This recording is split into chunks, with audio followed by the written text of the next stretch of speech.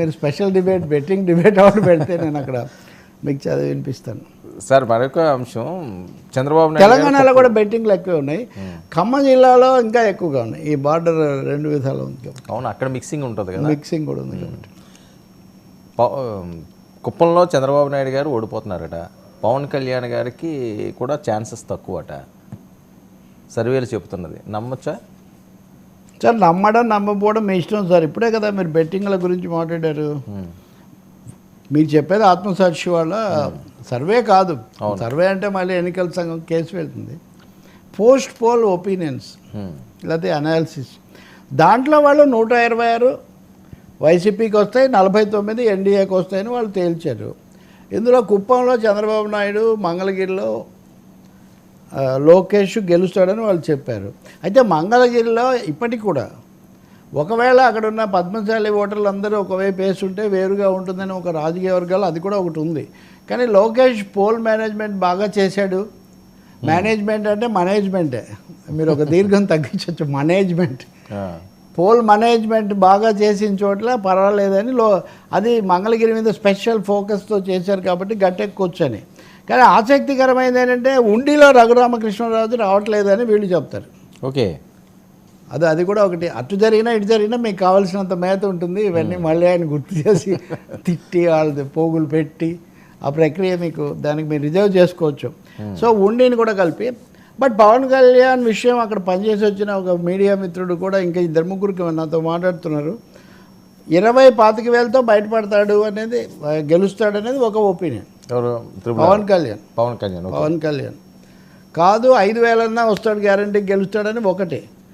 లేదు ఇప్పుడు మీరు నిన్న పెట్టారు కదా నామకరణ పునఃనామకరణ మహోత్సవం ఇట్లాంటివన్నీ, వాళ్ళేమో అదేం జరగదు మేము చాలా కాన్ఫిడెంట్గా ఉన్నామని వాళ్ళు అంటున్నారు. బట్ పర్సనల్గా పవన్ కళ్యాణ్ గట్ట ఎక్కొచ్చు, ఎందుకంటే ఆయనకున్న సెలబ్రిటీ స్టేటస్, ఈసారి అక్కడ ఫోకస్, తర్వాత రైవల్గా అంతకుముందు వేరే పార్టీ తరఫున ఉన్నాయని ఈయన తరఫున వర్మ, అందుకే ఆయన ప్రత్యేకంగా లేఖ రాసి ప్రత్యేకంగా ట్వీట్లు పెట్టి ఆల్మోస్ట్ మిగతా అందరూ ఒక ఎత్తు అయితే వర్మ ఒకరు ఒక ఎత్తు అన్నట్టుగా చేశాడు ఆయన.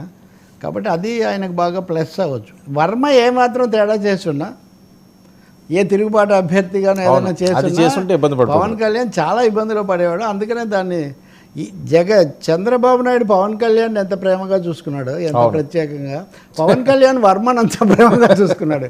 ఇదొక ఈక్వేషన్. ఓకే, మొత్తం మీద దాన్ని చూస్తే అండి ఆత్మసాక్షి వాళ్ళు ఇప్పటివరకు వాళ్ళే ఇచ్చారు. ఇంకెవరైనా ఇస్తే దాన్ని కూడా మనం చూడొచ్చు కదా. రైజ్ కూడా ఇచ్చారు. రైజ్ అనేది అంతకుముందు ఇచ్చిన దాన్ని అప్డేట్ చేశారు. పోస్ట్ పోల్ అని వాళ్ళు చెప్పడం లేదు. నేను ఆయన చెప్పింది విన్నాను. ఇంతకుముందు ఇలా చెప్పాము, ఇప్పుడు పోలింగ్ బాగా జరిగింది కాబట్టి మీరు ఇలా అన్వయించుకోవచ్చు అంటున్నాడు. ఈ రెండు ఒకటి కాదు కదా. నాకు కూడా కామెంట్ పెట్టారు ఎవరు, రైజ్ ఉంటే నాకు పంపిస్తే నేను రేపు మీతో తప్పకుండా దాని గురించి నేను రేపు డిస్కస్ చేస్తాను. లేదా నాదైనా ఇందులో ఏది పక్కన పెట్టాల్సిన అవసరం లేదండి. ప్రజల తీర్పు అక్కడ నిక్షిప్తమైంది. ఒకరోజు ముందు ఒకరోజు వెనక ఏముంది. నేను విన్న ప్రకారం అయితే మీరు ఇప్పుడు కూడా మీరు చూడొచ్చు, పోలింగ్ ఎక్కువ జరిగింది కాబట్టి మా సర్వే వర్తిస్తుంది, ఇలా వర్తిస్తుంది అని ఆయన అంటారు. అది అన్ని సర్వేలకు అదే వర్తిస్తుంది కదా.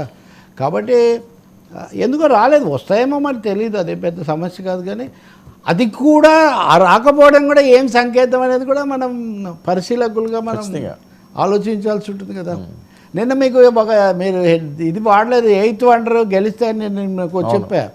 అది నాకు చెప్పిన ఆయనకు నేను పంపించా, ఊరికినే వదిలిపోయా. ఆయన మళ్ళీ చాలా కరెక్ట్ అని దాన్ని ధృవీకరిస్తూ ఇప్పటికి కూడా మేము అలాగే ఉన్నాం సార్, అంత టైట్గాను అంత టెన్షన్గా ఉంది పరిస్థితి అని ఆయన అంటున్నారు. ఓకే, పొలిటికల్ పార్టీస్ అది వేరు. నిజంగా అయితే ఇట్లా ఎప్పుడు జరగదండి. ఆఖరికి బీఆర్ఎస్ ఓడిపోతుంది అన్నప్పుడు కూడా వాళ్ళ తరఫున 1-2 వచ్చేవి. ఇక్కడ ఎందుకు రావటం లేదు, ఆ నాయకులు కూడా కనిపించట్లేదు, తెలీదు. వైనాటి కుప్పం అని వీళ్ళు పెద్ద ఎత్తున ప్రచారం చేశారు. ఇప్పుడు సజ్జల గారు కొద్ది నిమిషాల క్రితం కూడా అదే చెప్తున్నారు, కుప్పం మేము గెలుస్తున్నామని.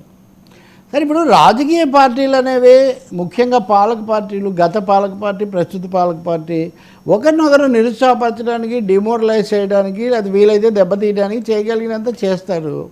కానీ కుప్పంలో చంద్రబాబు నాయుడు లాగా ఎప్పటి నుంచో ఉన్నటువంటి ఒక కీలక నాయకుడిని అంత సులభంగా ఓటర్లు వదులుకుంటారని మనం